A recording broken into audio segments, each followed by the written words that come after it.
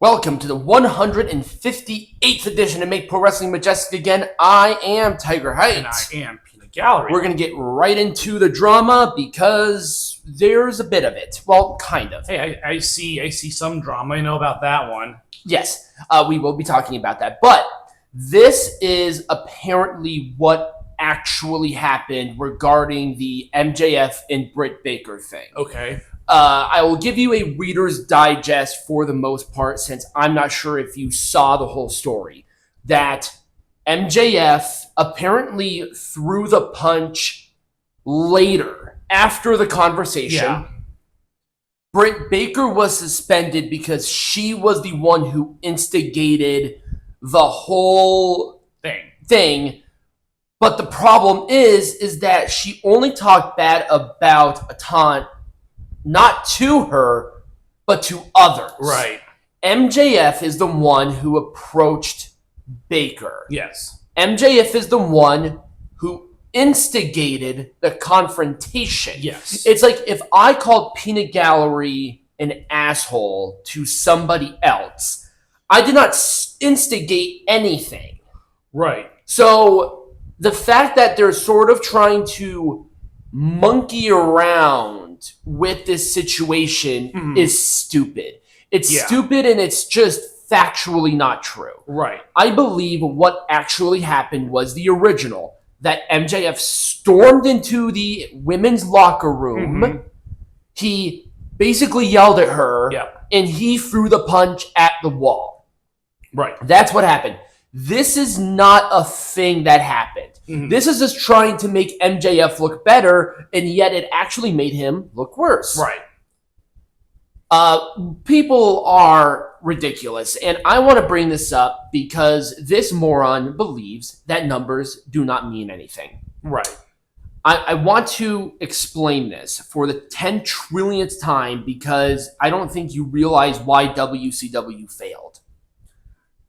At the core of a wrestling company that has a weekly show on television, no matter what platform it is or whatever, it is a TV show first and a pro wrestling company second. Right.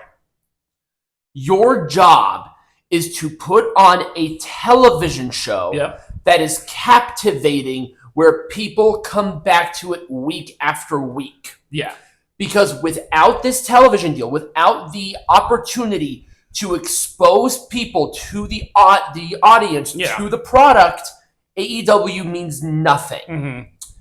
So the numbers aren't just a thing.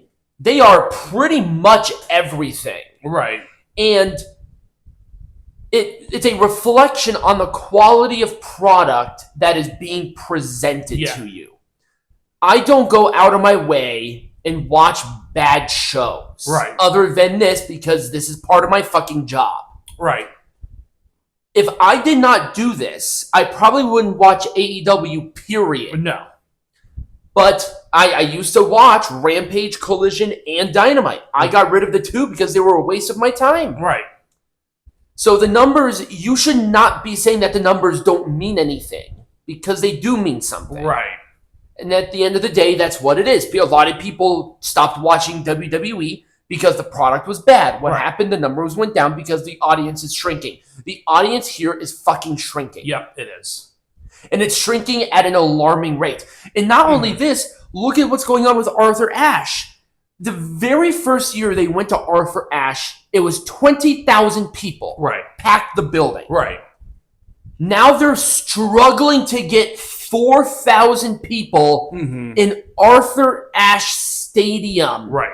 Arthur Ashe Stadium is a fairly good-sized stadium with like 30,000 plus who can be there. Right. Seats. Yeah. Yeah.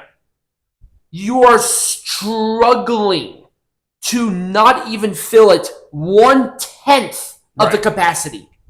That's bad. Yeah. Not a good thing. I mean, it's not even in Paramount. It's not even bad. That's catastrophic. Right. At least I have, and then once again the TV deal.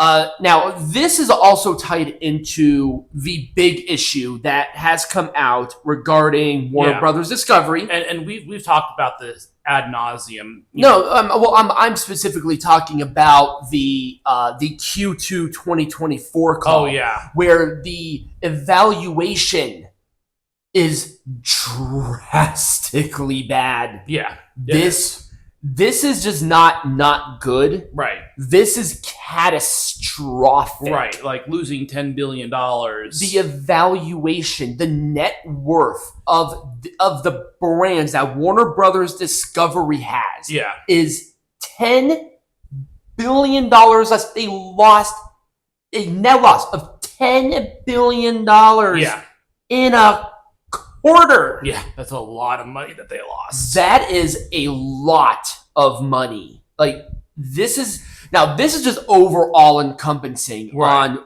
not just AEW as a product, but the entire shift of television is going to be drastically affected. Yeah.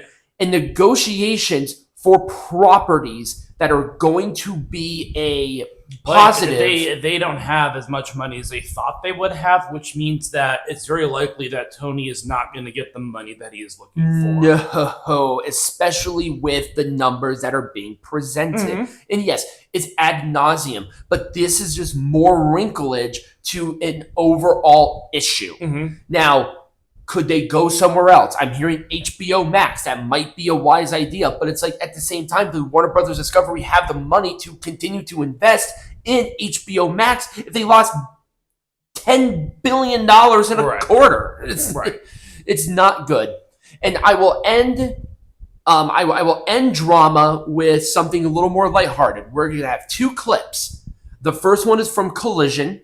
Yes. It was a open challenge, a world title eliminator between Swerve Strickland, the world champion, and Tomohiro Ishii. This is, oh God. No, that's the wrong one. Hang on. I'm sourcing them on the same platform. So, okay, there we go. In Peanut Gallery, you can see it. Yep. And I'm sorry it's a little bit small, but people wanted to film this in horizontal for some reason. Yeah. So, probably for memes. Yeah, probably. For viral TikToks. Look at how soft those... I know. It's like, what the hell is this? He's not... I just hit Peanut Gallery harder than what was thrown there. And his job is to literally simulate combat fighting. And he's over there tickling Ishii. Right. This is not wrestling, people. And this is not just anybody. This is supposed to be their final boss. Right. And he's tickling Ishii. Might as well blow him. Like, right. Seriously. Yeah. Now, the final one, it's not a hark on AEW, so you guys can put away your pitchforks. This is a clip. It's about 43 seconds of a really drunk guy getting kicked out of WWE RAW last week. So, without further ado, let's watch. I'm going to assume that I don't need to tell you that the person in the khaki shorts is the drunk guy. No, really? He's really drunk, too. Yeah, he is. But I will say, like, two guys are really struggling.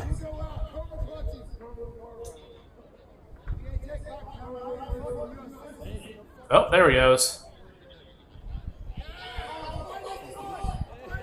It's taking like 4 security guards to kick this guy's ass. It's kind of embarrassing, actually. Yeah.